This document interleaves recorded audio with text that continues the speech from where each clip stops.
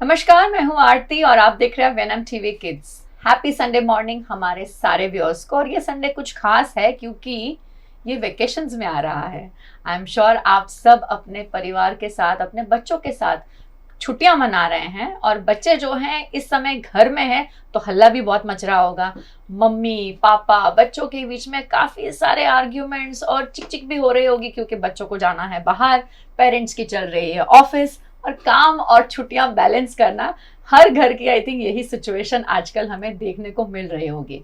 लेकिन ऐसे में आज हमने सोचा कि क्यों ना कुछ ऐसे पेरेंट्स को हमारे साथ इस शो पर जोड़ने की कोशिश करें जो हमें की तरह हैं और ऐसे जिस इशू के ऊपर आज हम बात करने वाले वो एक नहीं बहुत सारे चैलेंजेस है जो एज पेरेंट्स हम सभी फेस करते हैं।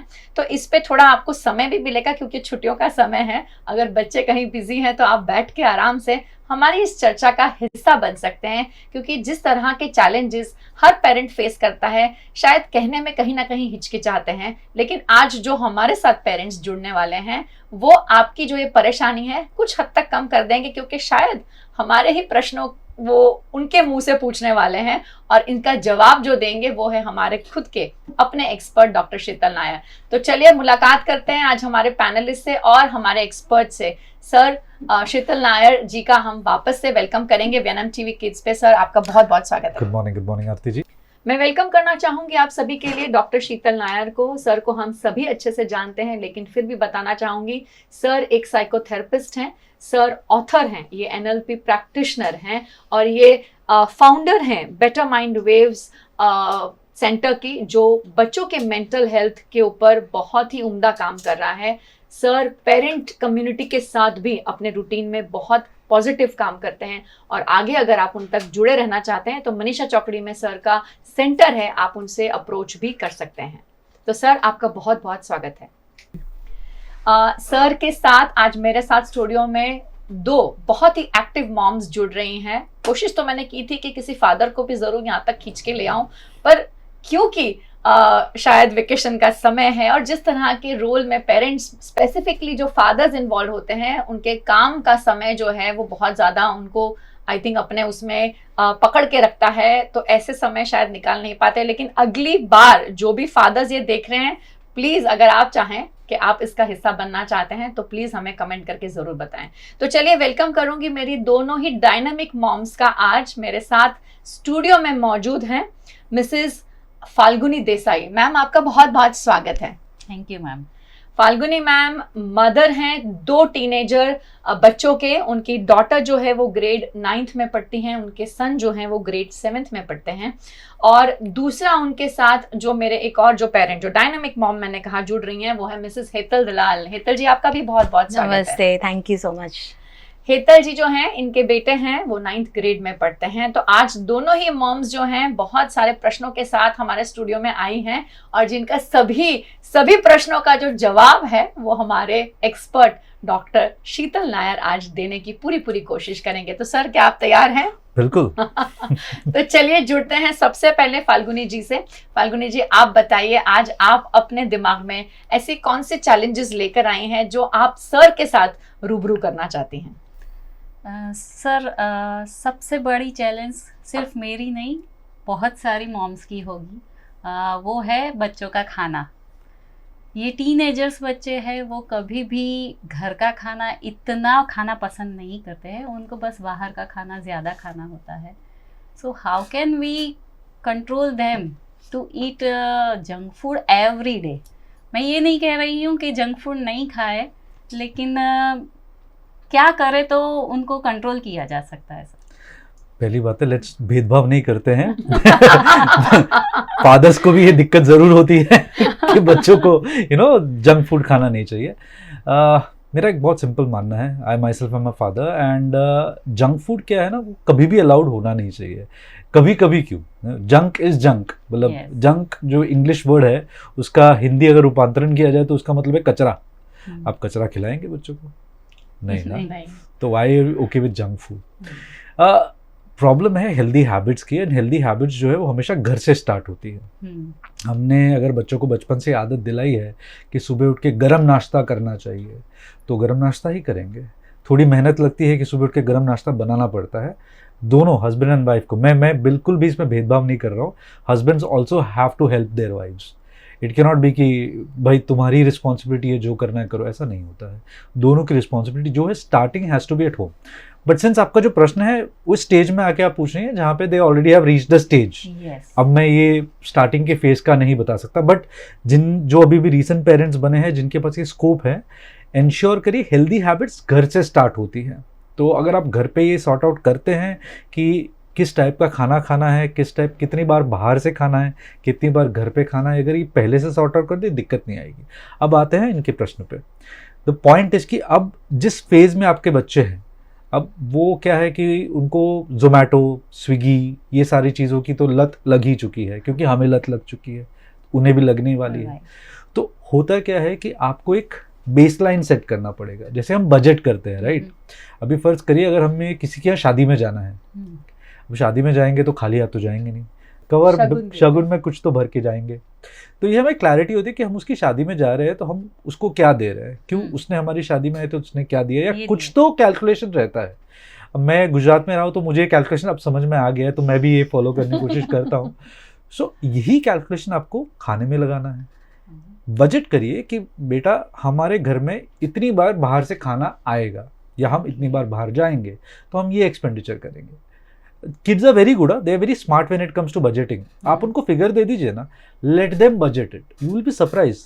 मेनी टाइम्स बच्चों को ये पता ही नहीं होता कि हम जो बाहर से खाना ले रहे हैं उसका एक्चुअल कॉस्टिंग क्या है।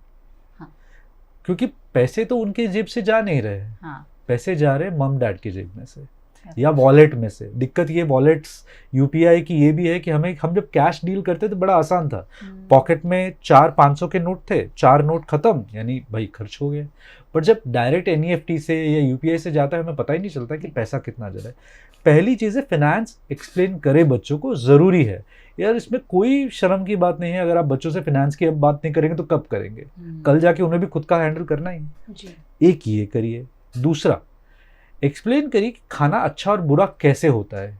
क्या किसी टाइप का खाना बुरा है? Is there some food which is bad? उसके लिए पेरेंट्स को भी थोड़ा नॉलेजेबल होना चाहिए। सिंपल सा एग्जांपल है, अभी मैं आपके सामने चिप्स रखता हूँ, एक बालाजी के वेफर्स रखे मैंने, ओके, और उसके बगल में प्रिंगल्स। इन दोनों में ज़्यादा हेल्दी कौन से है आपके हिसाब से? बालाजी। क्यों? प्रिंगल्स क्यों नहीं? बस मैंने कहीं पढ़ा था सर। थोड़ा सा idea. Ma'am what about you? मुझे तो दोनों दोनों अनहेल्दी ही है, बिकॉज दोनों पोटैटो। एक अगर आपको चूज करना होता, प्रिंगल्स शायद, क्योंकि काउंटर ओपिनियन देना था इसलिए। नहीं इसीलिए नहीं, क्योंकि मे बी वो थोड़ा सा ब्रांड का इश्यूज, और मतलब ज्यादा वो कॉस्टली भी ज्यादा है, तो क्वालिटी भी अच्छी होगी। लोकल है वो बालाजी, तो no worries, we are going for local. तो बालाजी प्रिंगल्स डन। आरती जी आप पे आते हैं। आपके हिसाब से कौन सा ज्यादा अच्छा है? अगर मैं बच्चों के पॉइंट ऑफ से सोचूं तो प्रिंगल्स डेफिनेटली, क्योंकि ब्रांड है, उनके लिए ब्रांड चीजें बहुत health wise I think Pringles मुझे लगता है शायद जी। So let me tell you very interesting thing, I am not trying to prove any point here. Balaji की जो वेफर्स है वो एक्चुअली पोटैटो से बनते हैं और they are actual wafers. Pringles जो है वेफर्स नहीं है। So read the label, you'll understand. They are deconstructed potatoes. right. Okay. Problem is that to become really good, to understand what you are trying to serve your children, we should understand something. We should read the label. I think that is something. एक बहुत famous influencer है, food farmer. Himant is his name, I guess. I'm forgetting his name. So he keeps on talking about read the label, and बहुत अच्छी चीज़ है। हम educate करते हैं ना अपने आप को। Let's talk about this to our children. मेरे घर पे अगर मैं कुछ खराब खाता हूँ तो मेरा बेटा आके बोलता है पापा लेबल पढ़ा है आपने? मैंने कहा नहीं पढ़ा। क्या था? तो वो एजुकेट करने की रिस्पॉन्सिबिलिटी हमारी है, बिकॉज बच्चे बहुत जल्दी क्रैप करते हैं ये। They are way faster than you और मी। एंड इसके लिए बेनिफिट सबसे अच्छा ये है कि ये पूरा रिस्पॉन्सिबिलिटी उन पे डाल दो। बजटिंग, किस टाइप का खाना घर पे आ रहा है, घर पे क्या बन रहा है। दूसरा, हम अपने खाने को थोड़ा वैरायटी दे सकते हैं। क्या ज़रूरी है हर बार बाहर जाके खाना? ज़रूरी नहीं है। साउथ इंडियन है तो घर पे बन जाएगा। नॉट नेसेसरी कि हमें हमेशा नज़दीकी साउथ इंडियन लारी पे या साउथ इंडियन रेस्टोरेंट पे जाके खाना है। You can make it at home. हमारे गुजराती खाने का इतना बड़ा वैरायटी है, हम अगर घर पे बनाना स्टार्ट कर दें हमें कोई ज़रूरत नहीं। आई have seen this happening so many times that हम घर पे ढोकला पोहा नहीं बनाएंगे क्योंकि मेहनत है उसमें, हम बाहर जाके खाएंगे, हम बाहर जाके बनाएंगे क्योंकि हमें आलस आती है बनाने में। अब ये ब्लेम मैं पेरेंट्स पे डालूंगा क्योंकि it's blame is on you. Why? Because ये इनकलकेट आपने किया, बाहर से लाके ले आना, क्योंकि घर पे अगर मुझे पोहा बनाना है तो मुझे आधा घंटा लगेगा, बाहर जाके ले रहे हैं तो 10 मिनट लगेगा। एंड काफ़ी बार पेरेंट्स ये कहते हैं, ये सोचते भी है कि यार पोहा तोड़ के बनाने में कॉस्टिंग मेरे को ज़्यादा पड़ेगी बाहर, but what kind of hygiene, कहाँ से आ रहा है, Correct. कैसा बन के आ रहा है, खमन घर पे बनाओगे तो कैसे बनेगा। So make that an experience. ये बेसलाइन अगर आप सेट कर दोगे ना तो मोरलेस आपके बच्चे जो घर पे खाना ज़्यादा पसंद करेंगे। ये Right. दिक्कतें मुझे भी थी। I mean as a child I used to have the same problem. मुझे ऐसा लगता था कि बाहर खाना ज़्यादा अच्छा है, ज़्यादा टेस्टी है। मैं कंप्लेन करता था, मेरी माँ ये प्रोग्राम देखने वाली है, मैं कंप्लेन करता था कि मेरी माँ खाना अच्छा नहीं बनाती है, उसमें टेस्ट नहीं आता है। इससे पहले मुझे रियलाइज नहीं होता था कि जो चाइनीज खिलाड़ियों में खाता और मुझे इतना टेस्टी क्यों लगता है वो, बस क्योंकि सेम है। है ना, अजीनोमोटो लगता है। हाँ। तो मेरी माँ अगर अजीनोमोटो डालने की बनाएगी तो खाना उसका भी अच्छा होगा। बट प्रॉब्लम क्या है, what is the problem with MSG?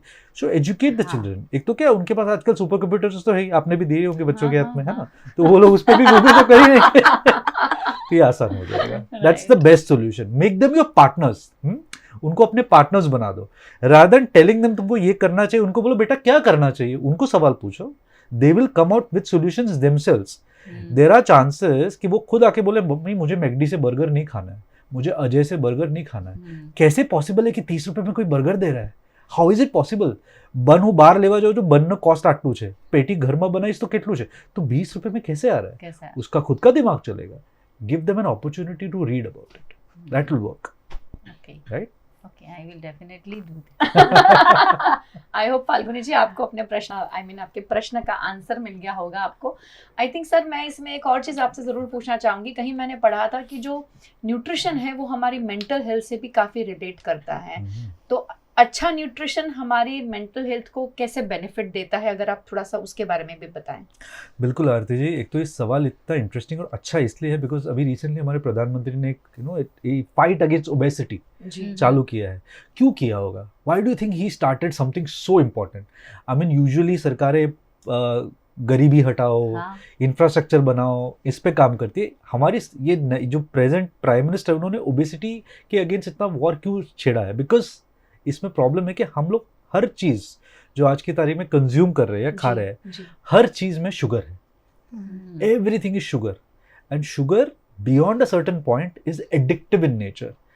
And जो आरती जी का प्रश्न है, it causes mental disbalance because the moment you ingest sugar, आप भी अगर बहुत ज़्यादा चीनी वाली चीज़ खाएंगे या पिएंगे, आपको सडन एक एनर्जी बूस्ट मिलेगा एंड फिर आपको उस एनर्जी बूस्ट की लत लग जाएगी। आप देखेंगे आजकल बच्चे जो है बिना ब्रांड का नाम लिए ये एनर्जी ड्रिंक्स पी लेते हैं। आप देखते हैं छोटे छोटे, I have seen mothers giving their बच्चे मॉकटेल बना के जो एनर्जी ड्रिंक से बनते हैं, ये सोच के कि अच्छा है, यानी 150 रुपए का एनर्जी ड्रिंक है, वो डाल के बनाया है तो अच्छा ही होगा। बट वो एनर्जी ड्रिंक में जाता क्या है और उसका असर मानसिक तौर पे बच्चों को कितना खराब होता है। कैफीन डाला हुआ, जो कि कैफीन इज़ नॉट गुड।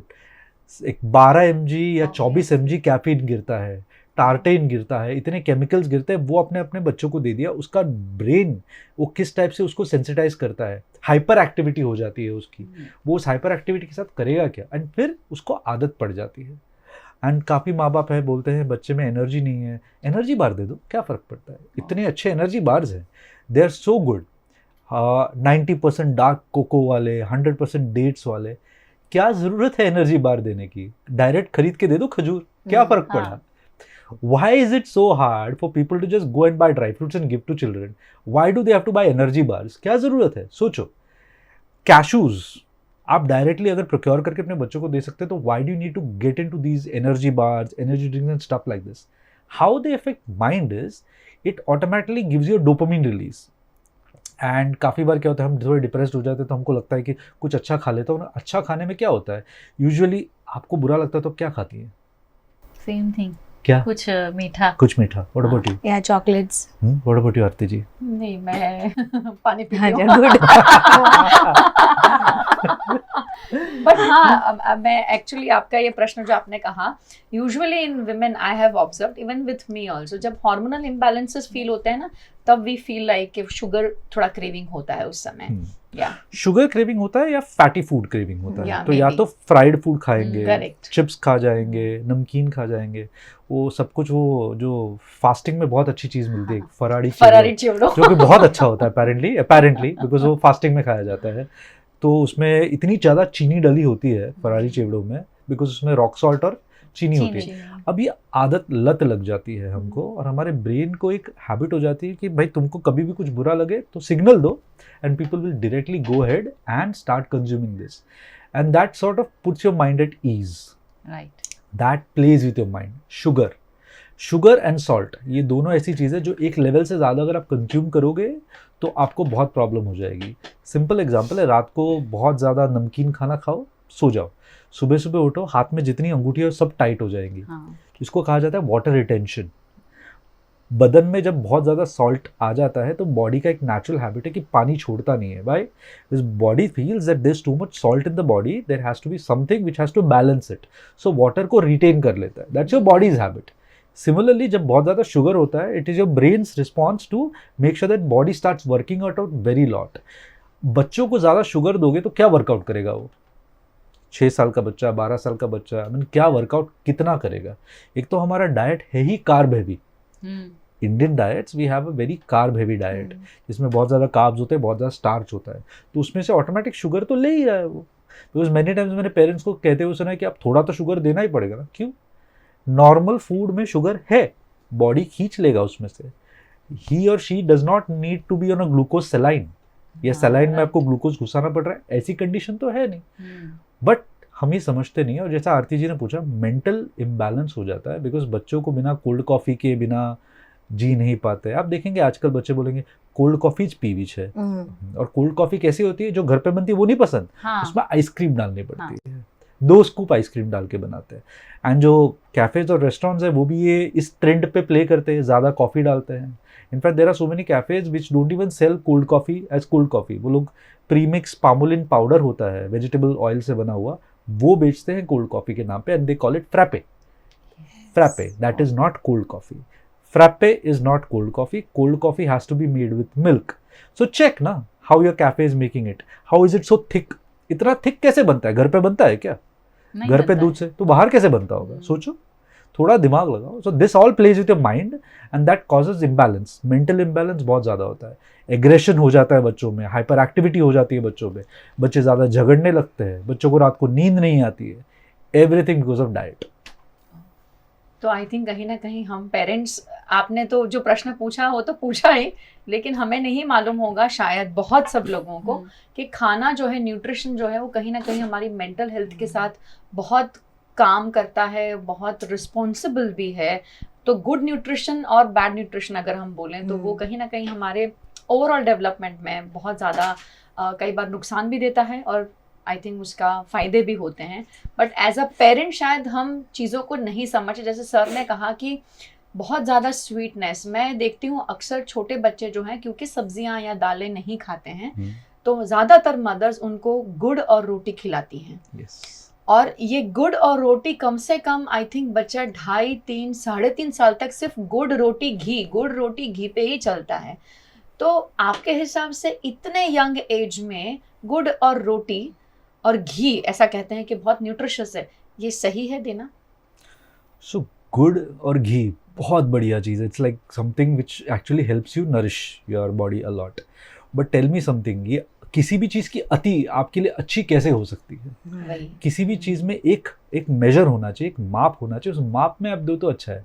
कोई भी चीज़ ज़्यादा आप देंगे तो विष बन जाएगा। Anything done in more, like ज़्यादा मात्रा में किसी भी चीज़ को करना, it will make it poisonous in nature.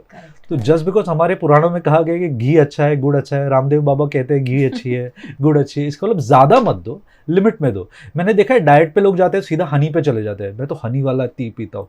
तो दिन में कितना हनी जाता है बॉडी के अंदर, कंज्यूम कितना कर रहे हो? See everything is sugar, natural unnatural, sugar is sugar. Jaggery में सिर्फ इतना डिफरेंस है, गुड़ में सिर्फ इतना डिफरेंस है कि it is unprocessed sugar, but है तो शुगर ही। करेक्ट। लिमिट से ज्यादा अच्छा है नहीं। घोड़ा आप गुड़ और चना दो तो चलता है, घोड़े की हैबिट है भागना, it is able to survive and it is able to burn it off. इंसान नहीं है, correct, in cannot give so much good to anyone. And I have seen this, Aarti ji ने बहुत सही कहा, बच्चों को गरम भाकरी के साथ घी और गुड़ मिला के दे देते बिकॉज बच्चा कुछ खाता नहीं है। फोर्स करो ना बच्चों को, आप फोर्स क्यों नहीं करते? कोई फोर्स नहीं करता है। बच्चा है भूखा तो रहेगा नहीं, एक लिमिट के बाद तो खाएगा ही खाएगा। करेक्ट, सब्जियां खिलाओ ना, इट बिकम शॉर्टकट, बिकॉज माँ बाप को दोनों को सोना है, वो चाहते हैं बच्चे सो जाएं या वो कुछ और करना चाहते हैं। बिकॉज ये प्रॉब्लम ये है कि पेरेंटिंग क्या है कि उनके ऊपर लाद दी गई है, शायद किसी को पेरेंट बनना नहीं है, so that also becomes a problem. Very true, I think बहुत सही कहा। हम अपना काम थोड़ा सिंप्लीफाई करने के लिए जो भी चीज़ें हैं हाथ में फटाफट जो ख़त्म हो जाती हैं शायद वो कर लेते हैं, और इतना एफर्ट्स डालना नहीं चाहते, क्योंकि अक्सर मेरी भी इस पे बहुत ज़्यादा पेरेंट्स के साथ बहस होती है कि वो वही खाते हैं। कुछ बच्चे ऐसे हैं सिर्फ खिचड़ी ही खाते हैं, तो ट्रैवलिंग में पेरेंट्स मदर्स कुकर ट्रैवल करती है साथ में, क्यों? क्योंकि खिचड़ी के बिना बच्चा कुछ खाता नहीं है। तो मतलब मैं उनको कई बार प्रश्न पूछती हूँ कि कितने साल तक करोगे आप, कहाँ कहाँ तक कुकर लेके जाओगे?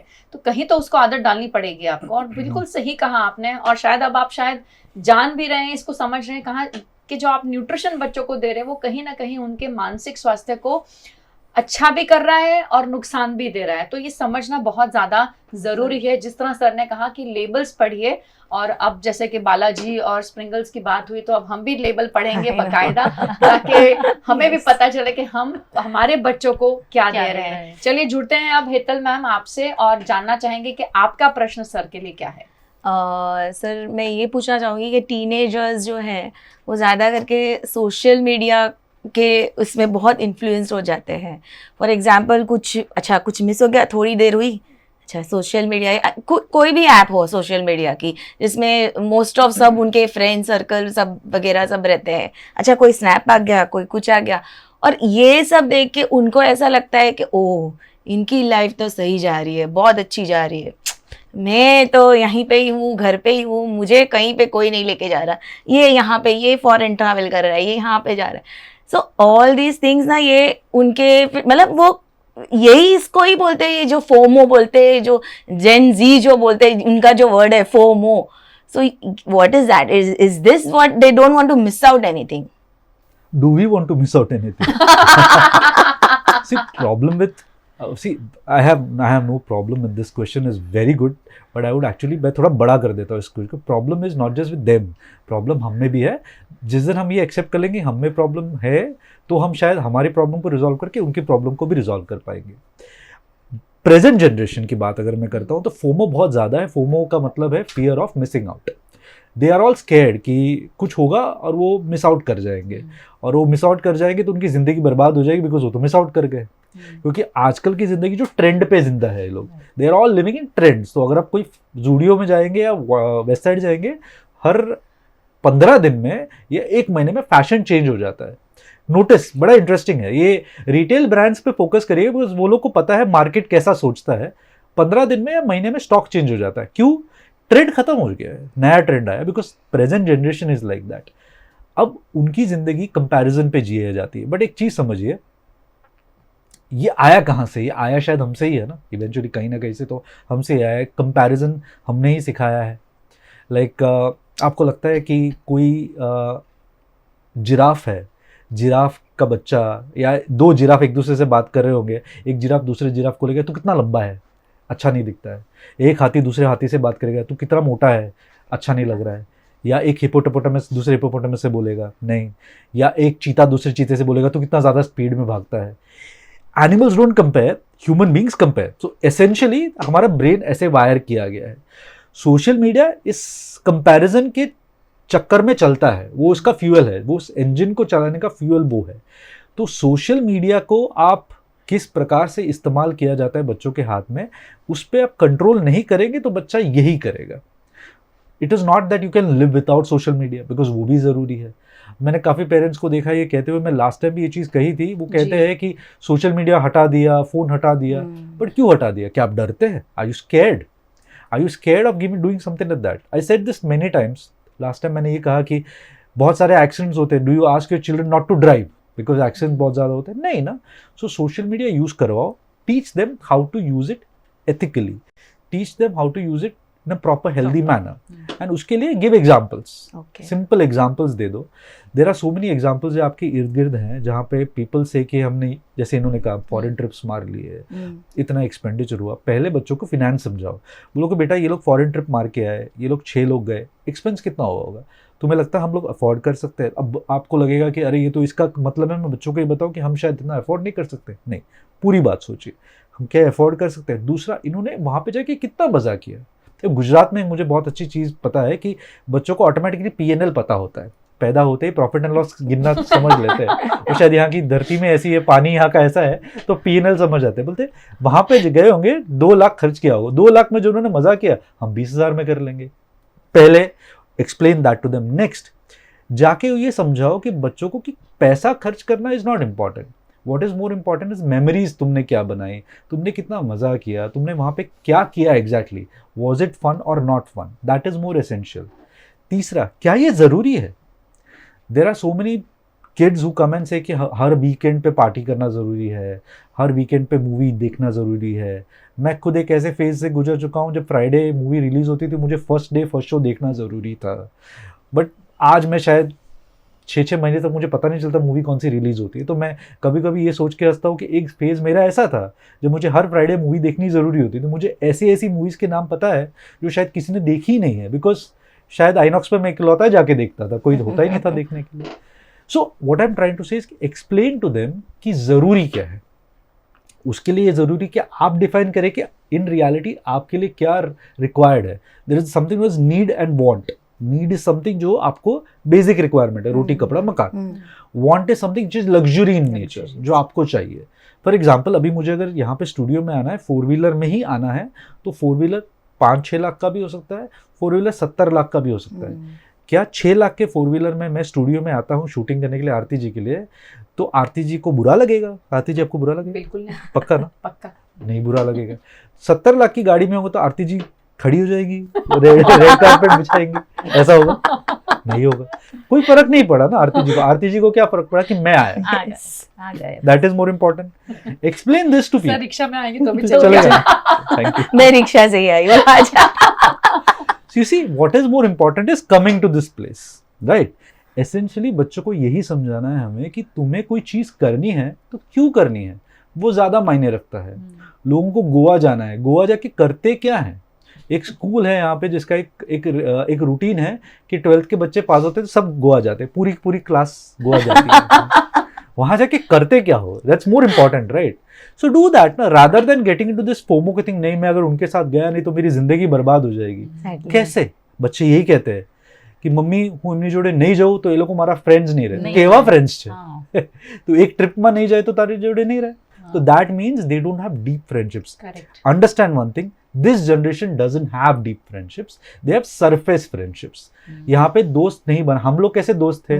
हम लोग दोस्ती थे, कुछ भी हो जाए, जमीन फटे, बारिश गिरे, कुछ भी हो जाए, विल स्टैंड बाय फ्रेंड्स. ये कैसे दोस्त है? मतलबी दोस्त है. वो सिर्फ गिव एंड टेक के दोस्त है. वो मेरे लिए क्या कर सकता है वो देख के दोस्त बनाते हैं. अब ये इस जनरेशन की दिक्कत है. आप इंश्योर करें कि आपके दोस्तों के पास कम से कम 2 से 3 ऐसे दोस्त हो जो रहे इररिस्पेक्टिव द फैक्ट कि आपका बच्चा कुछ कर पाए उनके लिए या ना कर पाए.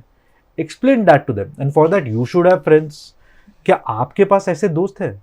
ऑल वेदर फ्रेंड्स जिनको कहा जाता है ना, किसी भी मौसम में आपके साथ खड़े रहे. ये सब जब बच्चा देखेगा ना, वो देखेगा कि मेरे माँ बाप के पास ऐसी जिंदगी है, वो ये करते हैं, उन्होंने ऐसा किया है, तो मुझे क्यों डर लग रहा है. टेल दैट टू देम, बेटा मैंने नहीं किया, मेरे साथ ऐसा नहीं हुआ, तुम्हारे साथ ऐसा क्यों होगा. तब ये बोलेंगे मम्मी तुम्हारा टाइम अलग था, मेरा टाइम अलग है.